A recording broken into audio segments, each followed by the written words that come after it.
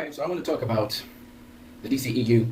There's allegations that the DCEU, they have style over substance, and especially with Snyder films, they like to say that about his movies. What is interesting to me is that they say these things in a very shallow context, not thinking about what happens with other comic book movies. Let's give a case in point what I mean.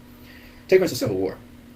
When you think of Civil War, and what the critics like to applaud about it, it's really the airport scene. They like to talk about that fight. They don't talk too much about the story of Civil War, the plot of it, if you think about it. And when you have to mention about the style of something and not about the story of something, that's called style over substance, very simply put. And very quickly, I will say this. I will say that Civil War's story is shabby, to say the least. But it is a character-driven film, so I understand. But quite frankly, the story of Civil War is terrible.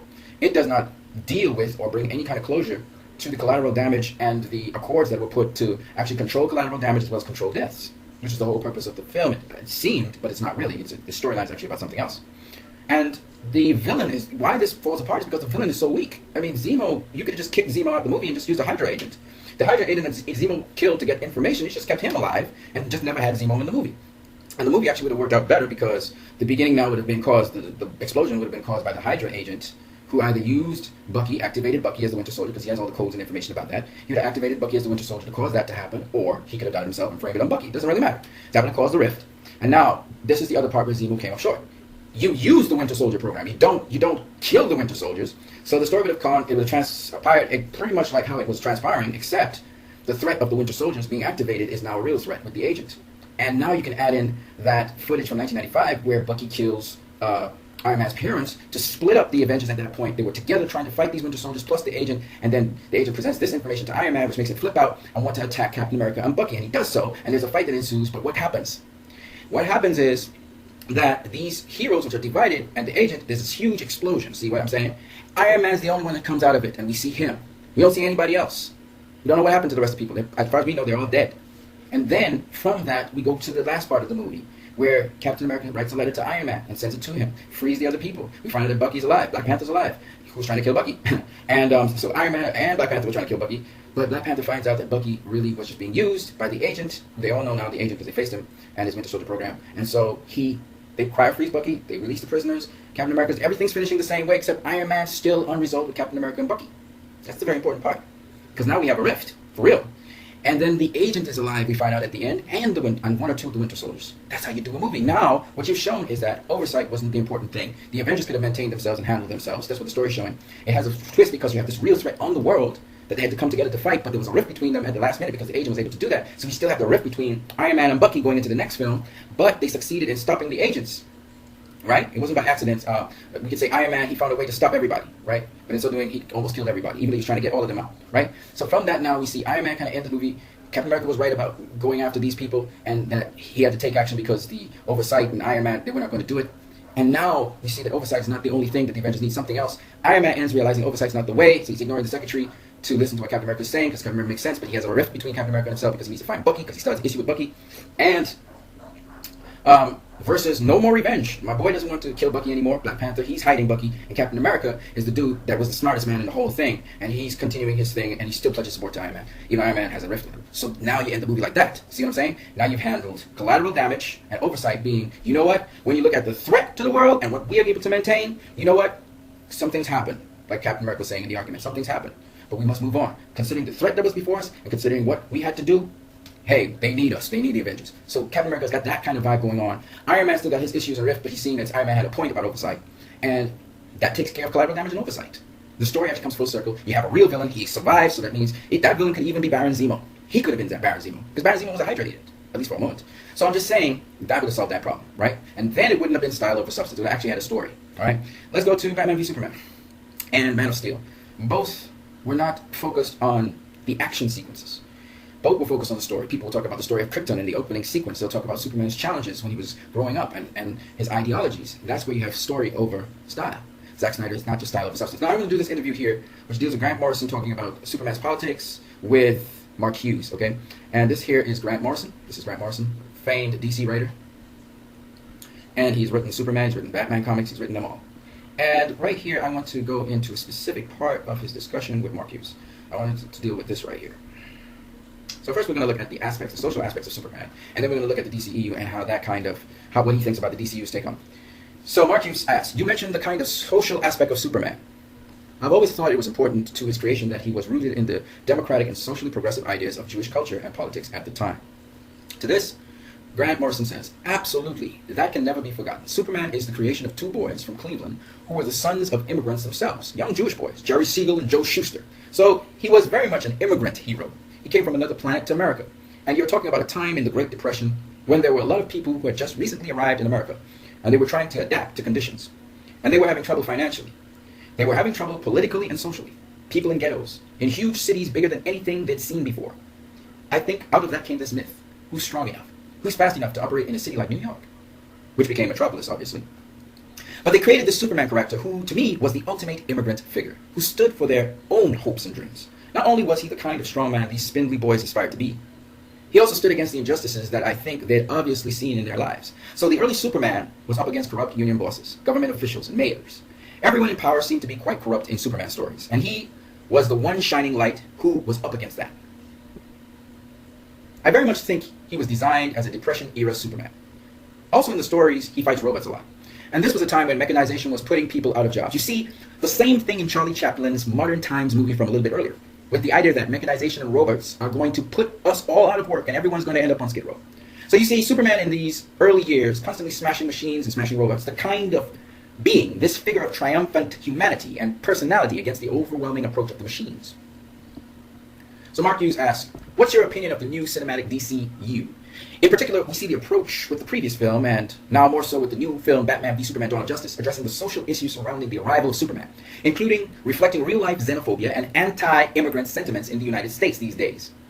And then there's the idea of America as a beacon of hope that can use its power for good. But also this fear so many people have of the danger of potential abuse of that vast power. So Grant Morrison says, I think you're finding the Superman that's developing now is interesting again because he seems to be quite against society in a lot of ways. For a long time, Superman was seen as quite boring because he was a Boy Scout, and he stood for kind of American right-wing values rather than the left-wing values that he had been created with. And for a long time, he was seen as a sort of policeman figure or a father figure, this patriarchal idea. Now what we're seeing is a Superman who slightly embodies the alien a little bit more, who stands for counterculture or what remains of opposition, because there's not a lot of opposition in the world that we live in to the monoculture. Now everyone's under surveillance, everyone's under control. They know what we're doing and they're watching our emails. So strangely enough, Superman has oddly mutated again into this kind of progressive figure who's fighting our battles on behalf of us with his incredible strength. I'm glad, says Mark Hughes, you mentioned how the character has evolved originally, much more left-wing progressive ideology to much more conservative, and then back again.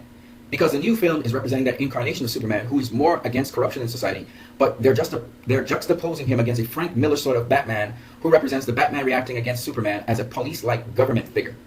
It's interesting the film is using that version of Batman who is on the outside fighting against the system, and yet the Superman they're putting him up against is the one you're talking about, who's rooted in the attitudes reflected in your stories, for example.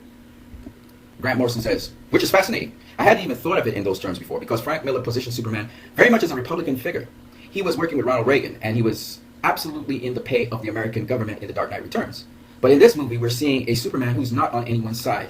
And it's Batman who seems to be the figure of old money and the idea of being the rich man with all the weapons who stands for America itself. And suddenly Superman is the outlaw. So what this article pretty much shows, in essence, is the dimension of Superman. You see, Superman in this story represents the illegal alien or the legal alien.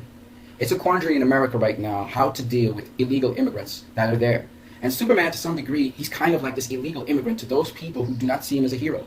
And to those that see him as a hero, he's still an immigrant, but he's an accepted immigrant in this story. Now, unlike where you had Frank Miller's The Dark Knight, being that Batman was the outlaw, in this story, Superman is the outlaw. And Batman is the status quo, and the status quo thinks that Superman is a threat because he's not under governance of anyone. Whereas in The Dark Knight Returns, Batman wasn't under governance of anyone, and he was seen as a threat, and the outlaw Superman was there to put him in line. But interestingly enough, I also saw something else that adds to that story. I saw that actually Superman was put in line this time by Batman, who still beats him, showing that if Superman needs to be held accountable, humans can hold him accountable for his actions if he goes rogue. And Batman's the key to that. However, in The Dark Knight, Superman does not hold Batman accountable, but Batman is actually the right one. And he's able to beat Superman again, but this time, he's able to continue his outlaw actions. The difference being that Batman is immortal, and that Superman can still beat him, even though Batman needed a lot of help to beat Superman. My point anyway is this. that this movie is anything, and Grant Morrison basically endorses that, is anything but style over substance. This is definitely a movie with huge amounts of substance, showing how far back it goes to the original people, Jerry Siegel and Joe Shuster, who their background, what Superman epitomized, and how that was revived and sung in this particular movie. And that's how deep these movies go. You will not get that in a Marvel movie. Okay, you will not get that in Civil War. You just won't. And that's why it is erroneous to say that Man of Steel or Batman v Superman are just style over substance movies. There's no way. These movies are just way too deep for that. Now, on top of that, we're looking at Suicide Squad. And John Ostrander, who is the creator of the modern take on Suicide Squad in the 1980s, he loved the movie. Now, how is it that John Ostrander could love a movie like that? And Suicide Squad is a character-based movie. It's not a plot-driven movie. It's a similar movie to Civil War. It's a similar movie to The Winter Soldier. It's actually character-based. But here's the joke about it.